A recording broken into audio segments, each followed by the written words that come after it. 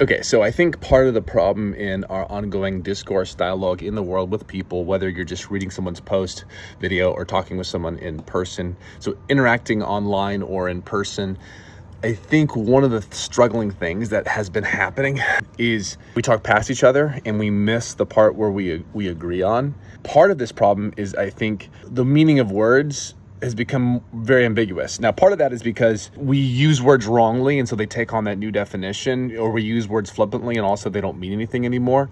But in our digital world, words change really fast. So language always changes. Words always change in meaning. This is study language. That's I understand that's part of what happens.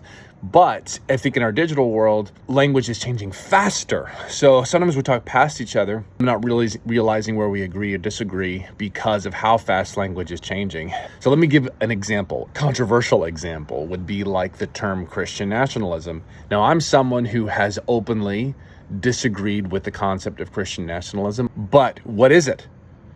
See, every time I've disagreed with Christian nationalism and pushed back against it, I've always had particular things in mind. But now, having done research, listened to other people talk about it, I have at least 7 definitions for Christian nationalism. That's a little frustrating because now I don't know who's talking about what. You always got to ask clarifying questions. What do you mean by that term? What are you against? What are you for?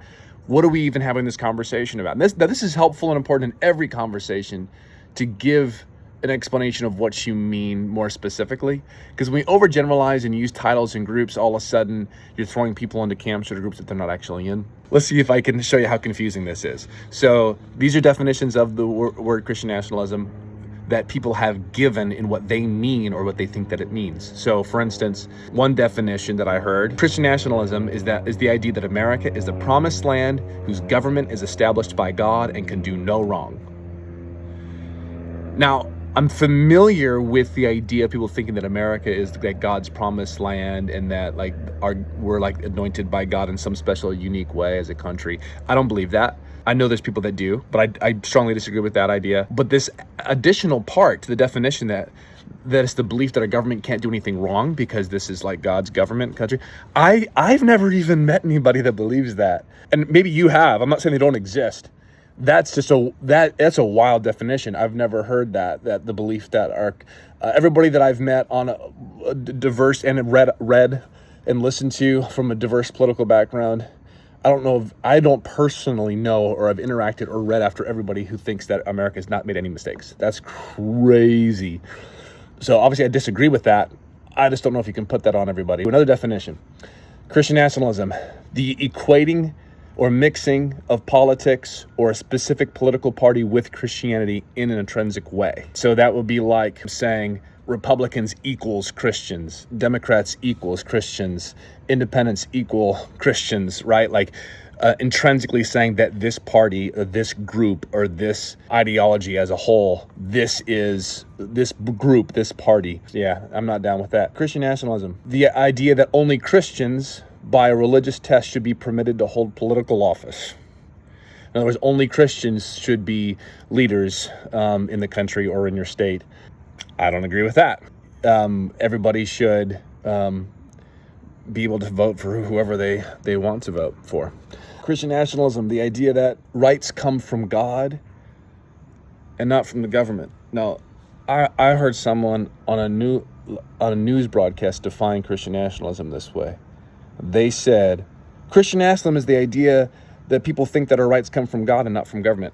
Newsflash, that's just American. The idea that our rights come from God and not from government, that government can only recognize our rights, but the rights don't actually come from them. That's an American idea. If that's Christian nationalism, well, I agree with that. Christian nationalism, the idea that Christian values should influence America's laws and legislation. Well, if that's Christian nationalism, you might be able to label me as that because I'm a Christian and I'm an American and I get to have an opinion about what I think is best for our country. I get to influence that by voting or by writing letters or emails to representatives. Of course, I think Christian values should influence America's laws and legislation because I'm a Christian and I'm part of America. And whatever your values are, Your values should influence your politics too. Christian nationalism, forcing non-Christians to worship as if they are Christians by political force or coercion. Definitely against that, if that's what Christian nationalism is. But these are all what I'm getting at. And there's some crossover with some of these. How in the world are we supposed to have civil, normal, productive conversations? My goodness.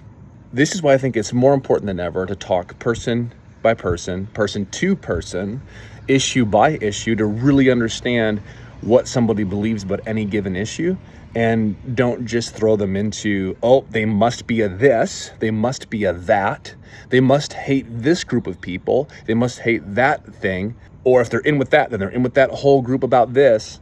And I think that's not fair. I'd love to hear what you think below. Be nice.